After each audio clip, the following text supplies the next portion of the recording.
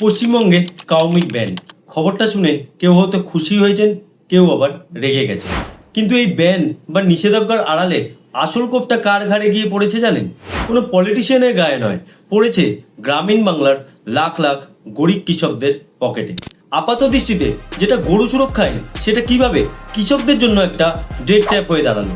কেন এই নিয়মের পর বাংলার গ্রামগুলিতে একটা নীরব হাহাকার তৈরি হতে চলেছে। 2026 সালের মে মাসে পশ্চিমবঙ্গে একটি সরকারি নোটিশ জারি করে বলা হয়েছে যে এখন থেকে কোনো গবাদি পশু, তা সে গরু হোক বা মহিষ, বৈধ ফিটনেস সার্টিফিকেট ছাড়া জবাই করা যাবে না। আর এই সার্টিফিকেট পাওয়ার শর্ত হলো পশুর বয়স কমপক্ষে 14 বছরের বেশি হতে হবে এবং সে যেন কাজ বা প্রযোজনের সম্পূর্ণ অনুপযোগী হয়। নিয়ম ভাঙলে সোজা 6 মাসের জেল। অনেকে একে শুধু ধর্মীয় বা রাজনৈতিক চোখে দেখছেন, কিন্তু বন্ধুরা, অর্থনৈতিক ঠান্ডা মাথায় ভাবলে এর প্রভাব অত্যন্ত গভীর। চলুন একটা ডেটা দেখে নিই।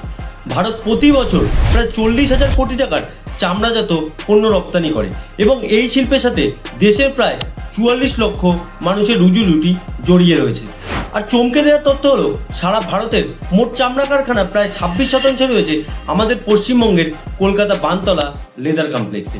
এখন ভাবুন, এই কঠোর আইনের কারণে যখন গবাদি পশু জবাই সংখ্যা কমে যাবে, তখন চামড়া শিল্পে কাঁচামালের তীব্র সংকট পড়বে। ফলে আন্তর্জাতিক বাজারে বাংলাদেশ বা ভিয়েতনামের মতো দেশগুলোর কাছে ভারত তার ব্যবসা হারাবে এবং লাখ লাখ মানুষ রাতারাতি বেকার হয়ে পড়বে। শুধু তাই নয়, এর সরাসরি প্রভাব পড়বে আমাদের গরিব কৃষকদের পকেটে। যখন একটি গরু বুড়ো হয়ে যায়, তখন কৃষক সেটিকে বিক্রি করে যে টাকা পায় তা দিয়ে সে একটি নতুন দুগ্ধবতী গরু কেনে। কিন্তু এখন এই আইনি জটিলতার কারণে কোনো ব্যবসায়ী সে বুড়ো গরু কিনতে চাইবে না। ফলে অনুৎপাদনশীল পশুর ভরণ পোষণের বাড়তি খরচ কৃষকের ওপরে ঋণের বোঝা হয়ে দাঁড়াবে। তাহলে প্র্যাকটিক্যাল সমাধান কি? প্রথমত, এই সার্টিফিকেট প্রক্রিয়াকে সম্পূর্ণ অনলাইন এবং দুর্নীতিমুক্ত করতে হবে, যাতে সাধারণ মানুষ বা কৃষক হয়রানির শিকার না হয়। দ্বিতীয়ত, সরকার যদি বুড়ো পশু বিক্রি করতে বাধা দেয়, তবে প্রতিটি ব্লকে সরকারি গৌশালা তৈরি করে সেই পশু রক্ষণাবেক্ষণের দায়িত্ব সরকারকেই নিতে হবে এবং কৃষককে ভাতা দিতে হবে।